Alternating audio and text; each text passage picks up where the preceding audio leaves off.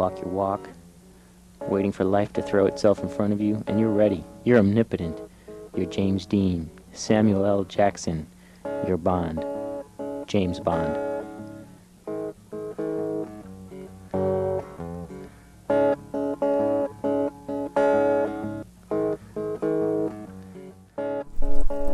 So we have a shoot this afternoon, and me walking the dogs is a little de-stress, a moment of calm before the day begins. Decisions need to be made. The chaos begins. Oh,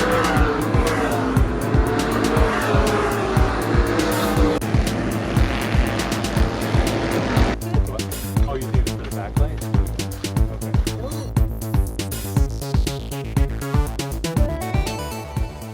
After Star Wars came out, I saw the making of how they did the movie. And there was a moment in there where there was a guy doing the audio design, the sound design. And he was in this desert area with these high tension wires on telephone poles, to keep them upright. And so it was quiet, and he was there with a little ball peen hammer. And he was hitting this cable, and it would go pew every time he hit it. And so that was the sound effects that they ended up using for the blasters. And I just was blown away. I'd never seen how it was done, or, as a kid, I never thought about where these sound effects came from. And so just the whole process of making movies and manipulating your audiences really turned me on to wanting to make movies. So Loveless Likely is a film about a woman who is cursed, and the men she has sex with die horrible deaths. And so when we first meet her, she is about to take her life because she recently lost a boyfriend who she loved dearly, when she's interrupted by a little boy, Bruno, who is flying a drone, and she knocks the drone out of the air, and little boy shows up, and they kind of become friends. I definitely feel like the stress level is way up. At the same point, it's also very gratifying.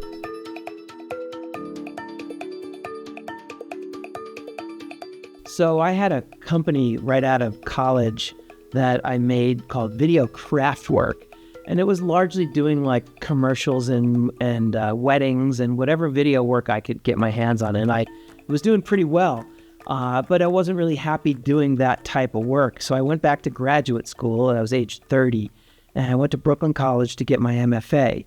And while I was there, my MFA thesis project was a science fiction film called Hardwired that I made there. I'm jacking in. Happy travels.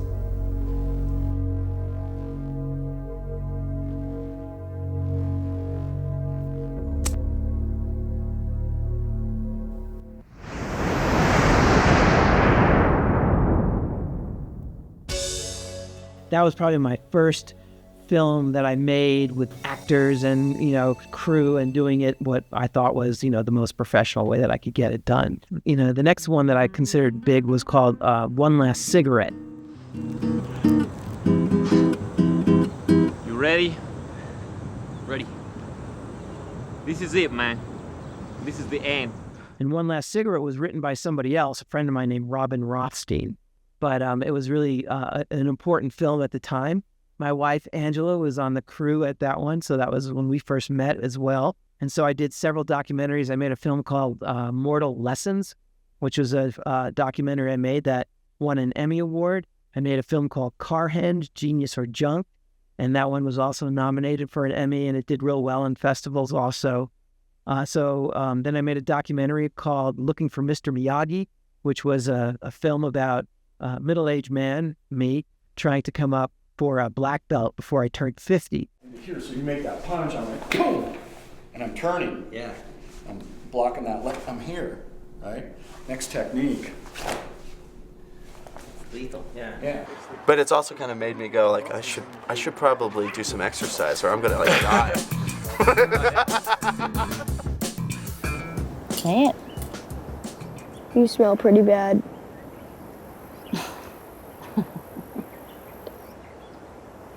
That's rich coming from a feral kid that smells like ass.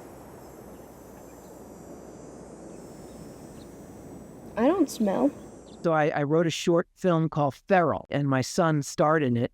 It wasn't about nepotism. It was really about resourcefulness. What do we have available? And it was an opportunity for me to work with my son. So I recognized that he had talent as an actor because he would play around the house and take on characters and do voices. Being on that set and getting to see all of that stuff as such a young kid was just mesmerizing. And I was like, wow, like this is something that I could totally see myself doing. And so it was a very inspiring experience, and also just a great memory that I have now of, you know, me and my dad going and making this movie together. You know, the Robert Rodriguez style of filmmaking. When he wrote El Mariachi, he looked around and he said, well, what do I have access to? Well, I have a school bus, I have a bulldog, I have these guitar cases, I have this. So he wrote a screenplay with what he had available. And so I kind of did the same thing with Feral. And from there, we extended that to make us an extension of that movie for 4 consecutive years, so that over the course of 4 years, we made a feature film.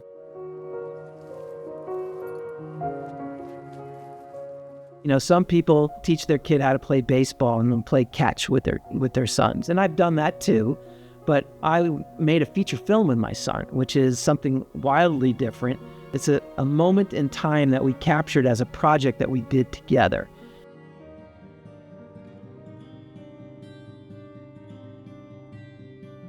Leave him alone, asswipe.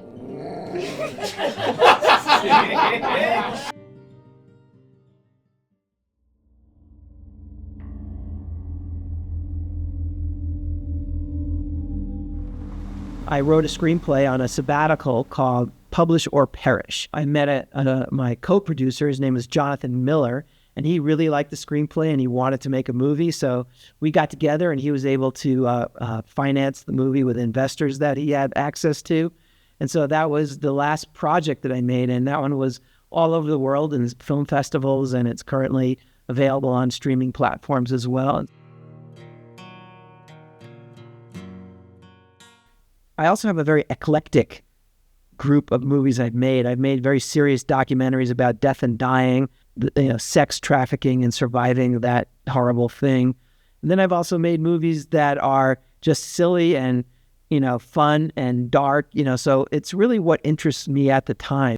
I try not to let my concerns of what the audience are going to like or not like initially, because if I'm not entertained by it, I'm not doing it justice. I'm writing a film, basically what I think people will want versus what I want to see.